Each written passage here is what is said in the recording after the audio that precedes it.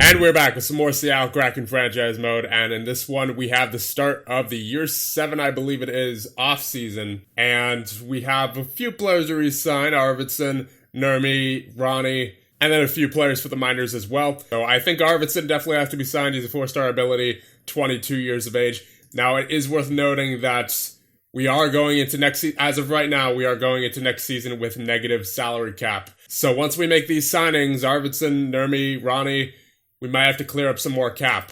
But as for Arvidsson, unless he's asking for a really big raise, like I'm talking about 7 or 8 mil, then I'd be willing to give it to him. Yeah, he was only asked for 3 mil for 5 years. I will absolutely do that for him.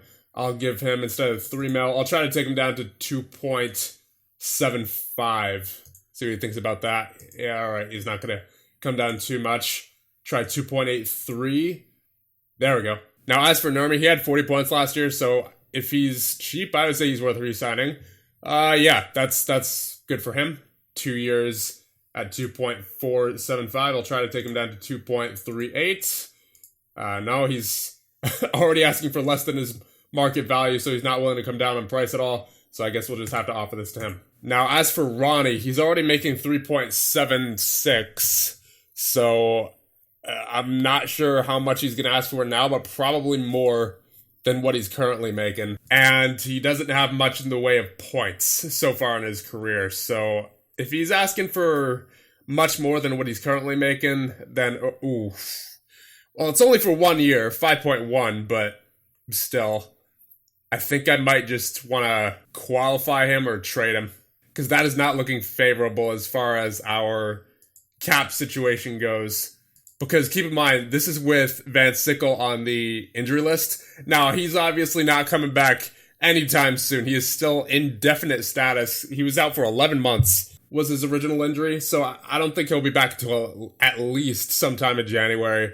So we don't have to worry about him for the time being, at least as far as his contract goes. But once he comes back, that's going to be even more cap hit back on our roster, 2.5 mil more. So I'm not exactly sure what to do as far as who we're moving out here. I think it's got to be Mirages, because he hasn't been living up to expectations as of recent, especially last season. I mean, he had 33 points, which is fine, but 56 grade, that tells me his defensive grade, at least just by looking at that, wasn't all that good. And that's been the case for a couple of years with him as well, so it's not something I'm confident that I can fix. So I guess if it comes down to it, we'll release Mirages, or trade him, rather, because he's still under contract. But if Hollander wants a really cheap contract, then I'll sign him to... Yeah, he wants a cheap contract. Okay, he'll play in the AHL, I think, because he hasn't been great at the NHL level. As for Stevenson, he should want a cheap contract as well. Yeah. Gelbard, what do you want? You want 1.1 mil for 3 years. What did he do? I know he didn't... Yeah, he saw some time in the NHL, but... I have Gelbard set to auto-qualify just so that we can retain his rights if I choose not to sign him. But 1.1, I'm not sure on that for him because, he doesn't really have much proven experience and he's already 23, so I'm not sure how much more he's going to grow. And as for Franku, well, he can just walk to free agency because he was playing on our ECHL team this past season. So no point in re-signing him, I don't think. As we do have other goaltenders in the system as well, waiting to get their chance, so we may as well release Franku. So there you go. Arvidsson and Nurmi have re-signed with us, as have Stevenson and Hollander. Now let's take a look at our finances situation. Yeah, we're salary cap space next season, minus 7.3 million. So we are almost definitely going to have to move a couple guys out here. And like I said, I think one of those guys has to be Mirages. I was considering moving Pelech as well, just because he didn't have the greatest season last year. I mean, he still was okay at his 60 grade, but he wasn't helpful during the playoffs, that's for sure, as we take a look at his playoff grades, only a 56 overall and 58 defensively.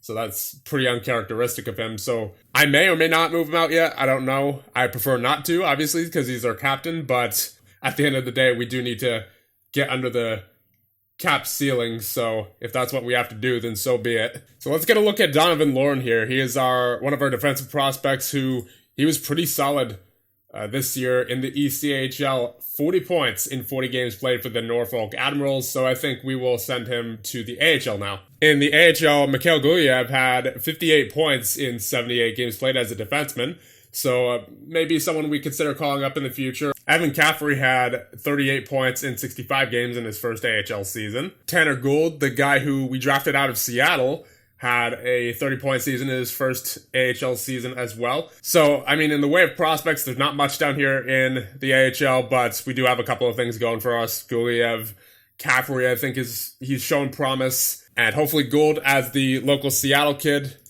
makes a roster at some point. Well, I mean, I know he's from Calgary, but he played for the Seattle Thunderbirds, so that's good enough for me. Now let's take a look at how some of our unsigned prospects did. We have Lubomir Koren here, who we got in a trade with Dallas for Shane Wright. This past season, he had 21 points in 41 games and 76 grade with his team in Slovakia. So, I mean, it looks like he's done better in past seasons, but as long as he's been good defensively, that's what I really care about from him, because his defensive ratings are actually pretty solid.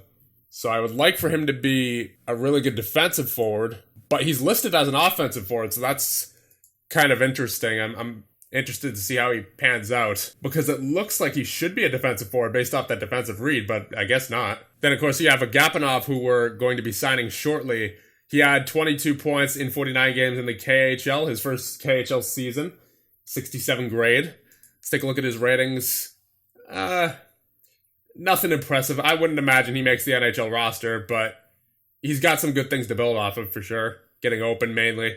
And that is it in the way of prospects who are currently unsigned who caught my eye. So I think we're going to make our way to June, and then we'll get the rest of the offseason underway. And we do have a Stanley Cup champion, and that would be the Ottawa Senators in a sweep over the LA Kings in the finals. Alright, so it is now June 23rd, and that means we're going to sign two of our unsigned prospects in Nizimeyev and Agapanov. We're also going to sign Lubomir Koren, who we got in a trade with the Dallas Stars in exchange for Shane Wright, as well as a first-round pick. And here we go. Awards time. For the Ted Lindsay, Art Ross, and Maurice Richard, you have Nathan McKinnon winning all three.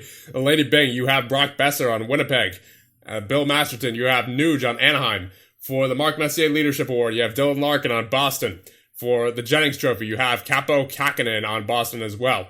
For the Hart, between Quinn Hughes, Nathan McKinnon, and Thomas Chabot, it is Nathan McKinnon.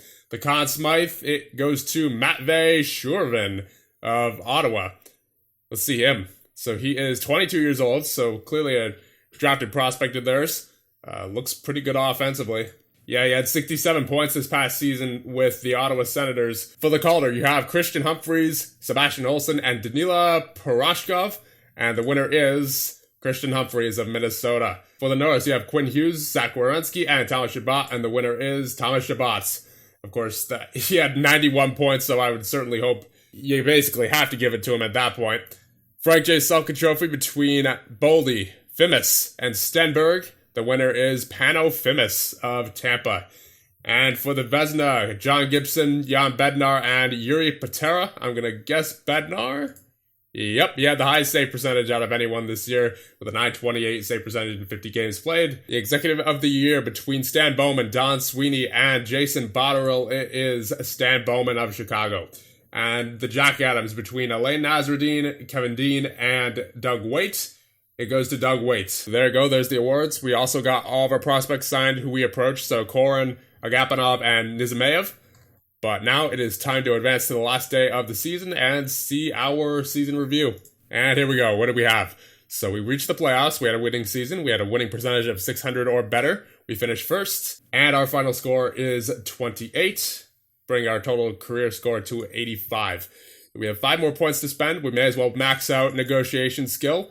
And I'll start putting points into, I'm going to say, player motivation. So we unfortunately did have to release Ronnie here. We are on July 1st. I didn't see any possible way that we could have signed him because he was asking for way too much, and he frankly wasn't that impressive. So there are other guys who we can spend our money on and have it be better spent than having $5 million spent on him. So what do we need? We need first of all, to get some cap off our team. So I don't think we could even entertain signing anyone in free agency until we know what we're doing as far as our cap situation goes. And I think Mirages has got to be on his way out here because I think he's the odd man out. Yeah, I think it has to be Mirages, unfortunately.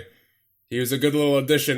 We picked him up off waivers, so we basically got him for free, but, you know, I think his time here is up. So what I'll do is I'll trade him at the draft, which is on July 7th. That way maybe we could get a first-round pick back from him. I doubt it, but you never know.